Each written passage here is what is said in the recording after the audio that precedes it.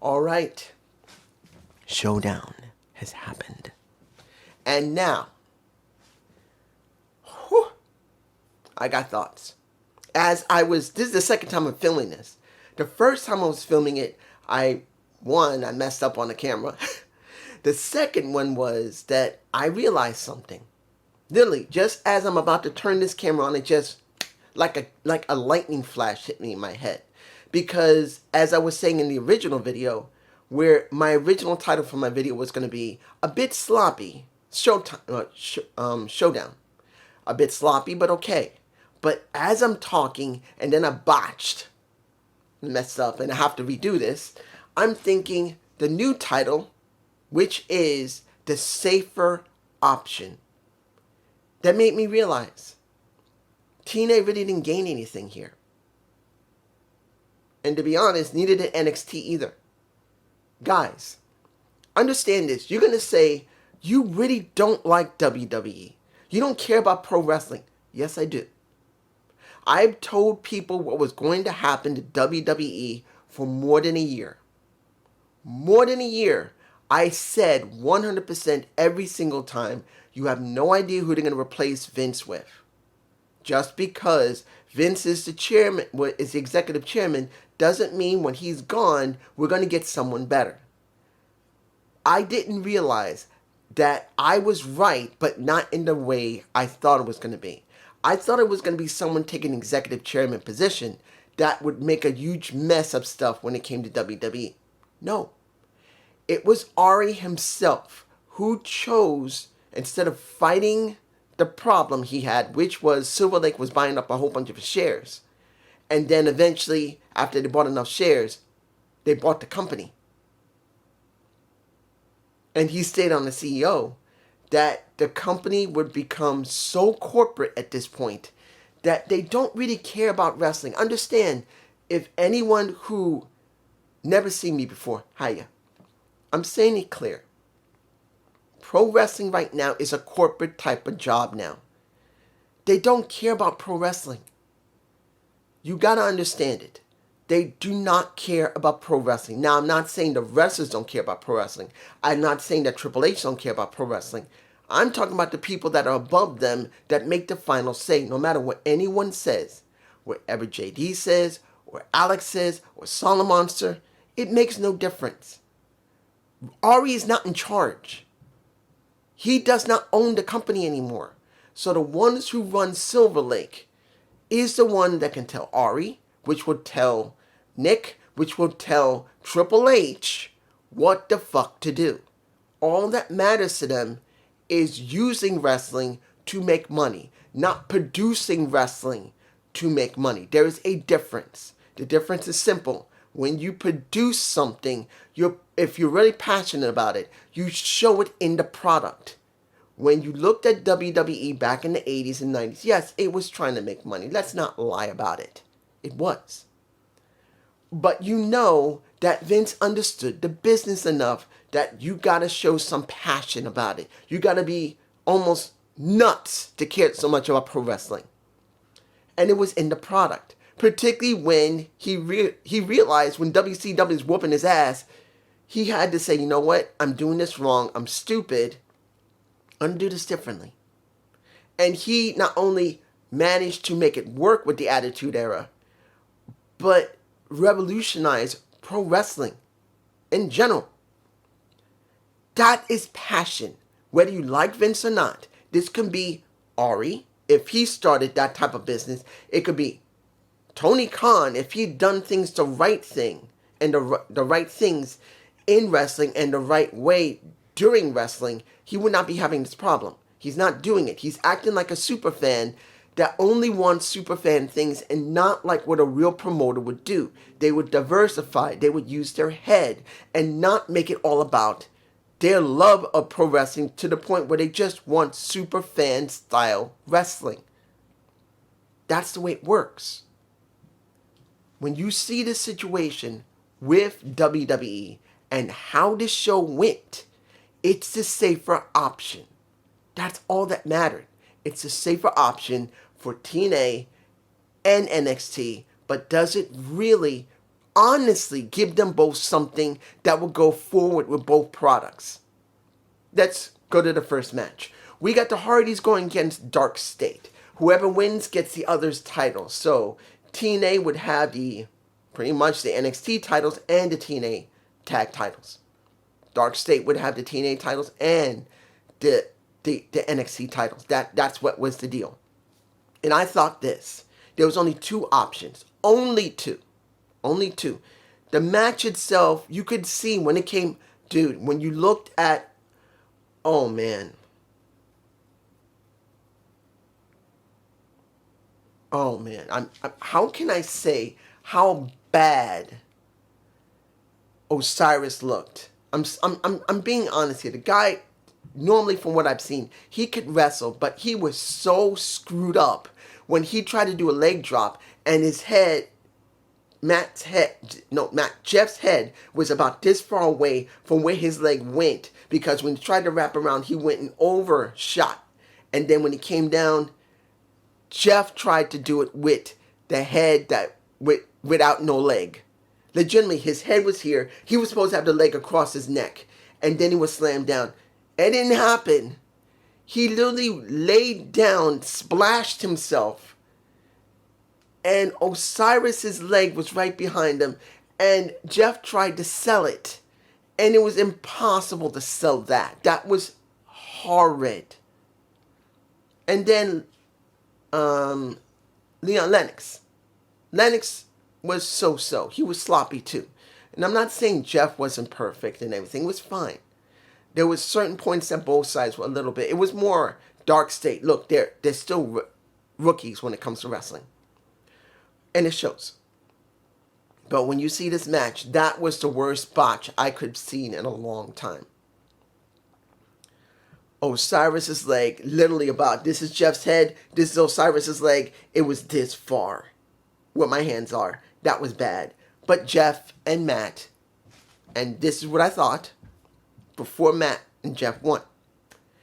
Either you're going to let Matt and Jeff win and take those titles to Bound for Glory with them, so if they decide to let the Dudley Boys retire with those older titles, because they can just produce new ones, unless the Dudleys are going to be wrestling for a while, which I don't know if they're going to go there, Matt and Jeff will at least still go on NXT and defend them. And, of course, they'll have a tournament and try to make new tag titles for the new TNA era and go from there. Or they were going to DQ the match and leave it blank for both sides, so people would probably be pissed, but at least they wouldn't hurt TNA and they wouldn't hurt NXT. They chose to let Matt and Jeff win. That's fine. I'm not surprised. They've been in both companies. Letting them win is the safer option. Look at this. What I just said. The safer option for this title of this video is exactly what we got with NXT and TNA. They went with the safer option. They made Jeff and Matt become double champions. I don't know how long that's going to last, but you got double champions who worked in both companies that basically are known by everybody, and that's the more easier and safer option. Wonderful NXT. This is what you get. Next match. The Survivor Series 4-on-4 women's style. You had Soruka, JC James, Lola Vice, and Miss Parker. Then you got The Inspiration. You got when you look at Mara Sage and you look at Kiana Jordan, the thing that irked me when I did this review on Thursday was that none of the new women on TNA were even put into this. I understand you can say, well, The Inspiration won the titles. Yes. But why not let new women who are on the main roster be there? What happened to Gray? What happened to Hudson? What happened to Zaya Brookside? What happened to Rosemary? All these new women. Hell, you could use Tessa Blanchard. Any one of those women would have been better to be put into that position instead of the Inspiration and Mara Sage. And we didn't get that. We got all former pro wrestlers from WWE or current wrestlers in WWE. And that's the way it worked. And honestly, I was not surprised how the match went. In the end, you got NXT winning. The first person that got eliminated was Miss Parker by Mara Sage.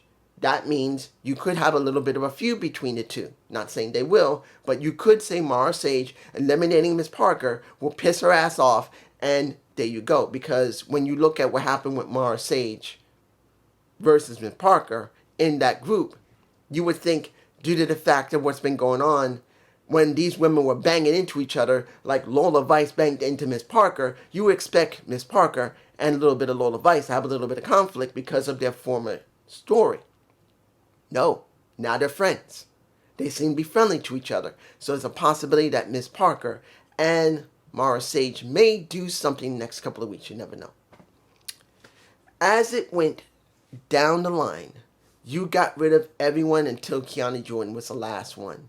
Because you had Cass and Jess get eliminated right after Miss Parker. And she had to struggle, but you only had Lola gotten eliminated by, I forgot who it was who eliminated her. I'm not sure. Don't remember. But essentially, NXT won. I wasn't too surprised. They have a very strong women's division. They like to promote it a lot to be considered the strongest women's division due to the fact that AEW says it all the time and TNA says it all the time. So they're willing to say, well, guess what? We want our women to look good. We're trying to bring in more of that money. Now, that's understandable, but still, you get my point. Next match. Ethan Page versus Mustafa Ali for the North American Championship. I did not believe Ali was going to win it. I'm sorry. Due to the fact this story was so short, it was rushed. It didn't feel important. I'm sorry. It's a good story because it's a legitimate story. Ali literally was released when he was promised to get the North American Championship shot. He was supposed to go after that title, but they got rid of him before he even had a chance to even touch the title. So that is a real story. Didn't need to hide anything or make it up. Just let what happened with Vince actually be known to other people. It's the truth. And the match was good.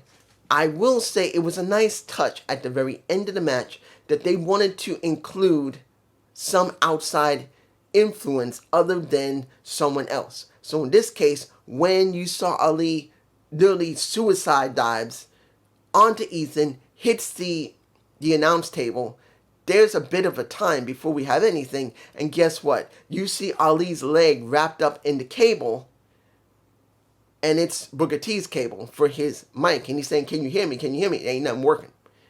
And you see Ali trying to climb, and he's acting like he doesn't notice that there's a cable on the rest of his leg. Of course he could have noticed it earlier, but he's not supposed to notice it earlier. He's supposed to milk it, which he did, and then when you see Ethan throw his ass off the top turnbuckle, and he splatted, it felt organically real, which I commended and looked great. In the end, Ethan Page won. He did win. So, it was all right. I was fine with that. Even though I knew it was going to happen, I was fine with it. But, here's the final match. The men's eliminator Survivor Series style. When you got the young OG, you got... let me give it to you like this. Was that the perfect storm of fuck around and find out when it came to having Trick Williams with a little bit of a Ricky Saints being in the same thing? You saw in the very opening of it that Trick did not want to be second fiddle to anyone. He's the NXT. He thinks he's the NXT champion when he's TNA. That is the only reason he's acting like that. He wants to make people think he's still NXT champion using TNA title, which we know he's doing. But you know that next to seeing Devon Evans, the only person that I felt like I'm odd man out is Miles Bourne. He feels like the odd man out. He just did. I'm not going to lie about it. He just felt odd. And you can hear Vic Joseph, or was it Booker T? He said, we don't even know why he's there. Why is he even there? And I think it might have been Booker T. But you could feel that Miles Bourne was an afterthought when he was added to the match. Then you got the Moose. You got not Heath Slater. I'm thinking about Heath Slater. He got kids. Leon Slater and Kaz with the Santana, who is the current. Well, let me give you like this when you look at Santana. He looks ready to be champ. He feels ready to be champ. He led that group, and while that match was going on, when he went and grabbed a Devon Evans and chopped the shit out of him, and it felt like you could feel it in your own chest. It was so loud, it was like a gunshot. That's how loud that slap was to his chest. He caved in his chest. And understand, the young OG is like this. And honestly, when you look at the situation, they made sure that Leon Slater and Devon Evans had as little contact as possible. That I'm glad they did. They made sure Leon and Devon did not have that much contact. So when Bound for Glory happens, it will feel so good to see these two go at each other. Now, I know everyone's not going to really be fond of seeing Leon versus Devon. And I know not many people are going to say it that way. They're just not going to. But I'm going to say this, as I said before. When you look at Leon Slater, you look at Devon Evans, you got two guys who are very similar in some parts of their style. But the key is, who is more developed? Leon came in and he has more character. Devon came in, he did not have character. No matter how cool he may sound to many people, he had no character. He had nothing. One who had more exposure to more wrestlers, Devon Evans. Devon has had way more people to work with. Leon did not. And you could tell by the way he works in the ring. But who is more developed as a character? At this point, Leon is still developed, but Devon has had more people to work with to develop him. So one already was heavily character driven already. Not because he was given storylines, he just had that personality. The other one did not have any personality. Now he does have a personality, and now he's going up against somebody who also has a very strong personality with the same style as him in a certain way. And he's got a character and charisma that easily rivals him, or in some cases like Devon Evans had to develop his. Leon is just naturally charismatic. He just is. The question is going to be not who's going to win, but how much either one of them is going to get out of that match of Bound for Glory. And I know I'm talking about Bound for Glory, but I want to make it very clear why they didn't have them near each other. But let's make this very clear. Seeing that TNA won was a surprise. I didn't expect it to happen. And knowing that Trick Williams walked out on his team after they were basically removed, and there was only one person left, and that was Ricky Saints, who was the only one left, because guess who walked away? And he lost. It made me think, oh, good. This is what I was thinking. Oh, good. They didn't bury TNA. But when I came in front of this camera the first time, when I was doing the filming, and I said, as I said earlier, the original title for this video was a bit sloppy, but okay. And then when I realized, as I turned off the camera, lightning in a bottle, the safer option. Because this is what it is. Understand this. I still don't believe 100% that TNA is getting treated well here. I already heard about the fear by the WWE because the Nielsen ratings, if you don't know yet, the Nielsen ratings have been the same for nearly 50 years, 40 or 50 years. They had a certain way they rated shows. They have just recently changed their ratings. the way they categorize ratings. And right now, WWE is very worried for TNA because they're worried that the new Nielsen ratings are going to bury them. Because let's make it very clear, the ratings are still not very great. As far as I can tell, when it comes to TNA, their ratings are nearing 100,000 or more easily at this point, maybe two. I think near between 100 and 200,000 somewhere. I haven't checked in a while. I think it's between 1 and 200,000. But the new Nielsen ratings may get rid of that all entirely because they're changing the entire structure of how they rate people when they watch the shows. And seeing this show is exactly what I was thinking. The safer option. Right now, WWE wants TNA to go up against AEW. It's as simple as that. They want to basically destroy AEW. And at this point, the way AEW is being booked, they don't really need a lot of help. They don't need to even put TNA because right now, until AEW straightens out its booking problems, it literally is destroying itself. It's acting like ECW Light with a mix of ROH. And if you don't know history from both these two companies, they both went under. I know Paul Heyman would say we could not get a new deal for our network. We couldn't get it. Yeah, that's true. But there's got to be a reason why. Because you cater to a very niche type of audience. That's the one thing Paul, with respect, will never admit. He had a very niche type of audience. It was very small and very narrow.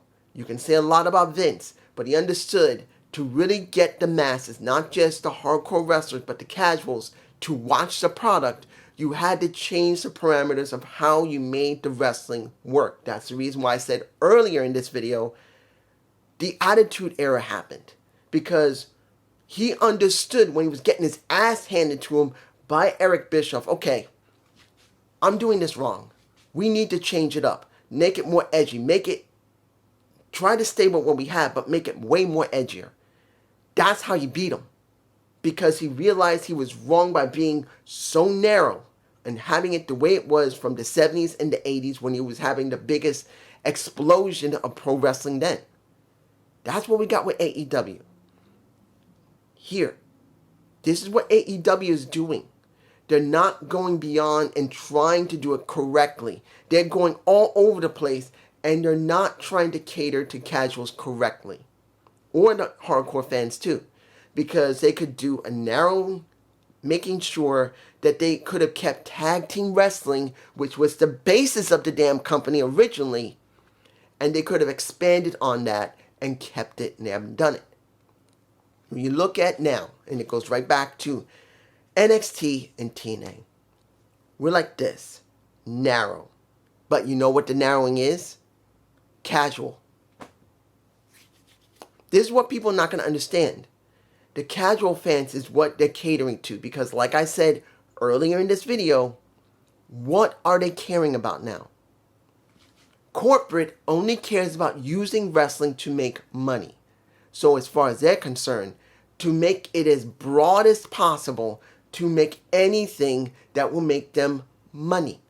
That's the reason why when you look at what's going on with Raw, which I did watch Raw, it was okay. It was better than what it's been doing for months. I do agree with JD. But when you look at how things have been, they're only doing the bare minimum. Keeping the same people in the same spots over and over and over again. And when they really needed to keep the good story, like the Bloodline, they didn't expand on any of the people in it. The ones that you really need to expand. They tried Solo. It didn't work. Then when they finally did with Jay, it worked, but they didn't do Jay dealing with Roman to become tribal chief. Now, what are we getting? Like I said, look at what they're doing. You're seeing Roman talking to Jimmy about Jay, who's trying to get his damn title, and he's telling Jimmy, hey, your brother is more like me than you now. Sometimes you got to get out of the way. If he's acting like that, then what does that mean? They're going to try and go down the route, if they are, of Jay becoming the next tribal chief. Something they could have capitalized on a while ago, but they chose not to because they wanted to make it always about Roman. Now they can't. Roman's not there often anymore. And because of it, they have no stories that are heavily compelling. Where is AJ Lee? I'm hoping she'll come back, but there's no AJ Lee now. And now what do we get with Becky Lynch? She's dealing with Maxine Dupree when it should be about AJ Lee.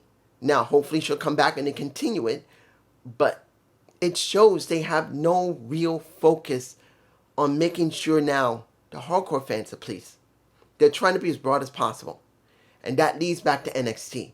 This show was to make it as broad as possible, even enough that it doesn't hurt TNA or NXT. And that was the mistake. If you're going to go down the route of doing this, you should have gone all way. Balls deep is the right words to say here. They should have put it on either TNA's back, which would have been the wisest thing to do for NXT. Because I'm going to make it clear. TNA, if they had done a total sweep of the entire show, that could have helped NXT. That could have put a lot of chips on a lot of people's shoulders. And they're being told, look, NXT is going to win. No. That's what the wrestlers think. But they're going to tell them, no, TNA is going to win. Then they find out they all lose. And then, or at least majority of them lose. And now they can say, look, you guys just lost to TNA. You better start picking it up. And they can make new stories showing a lot of these wrestlers who are going to go to the main roster with basically a chip on their shoulder that they're pissed off that they lost to TNA, that tiny promotion that we're working with. They could have done that. They didn't. They went the safer option. And guess what? It was okay, but it gained nothing for NXT, and definitely was okay for TNA because it doesn't hurt them, particularly going into Bound for Glory, but does it really give them something special? No, it doesn't really give them anything new to go into Bound for Glory. So both of them, when one of them, or both of them could have gone up here, or at least one would be here or here. This is TNA, this is NXT. They're here. But it's just me. And I hope you enjoyed this show, NXT Showdown. Please give me a comment below. Hope you like it. Peace.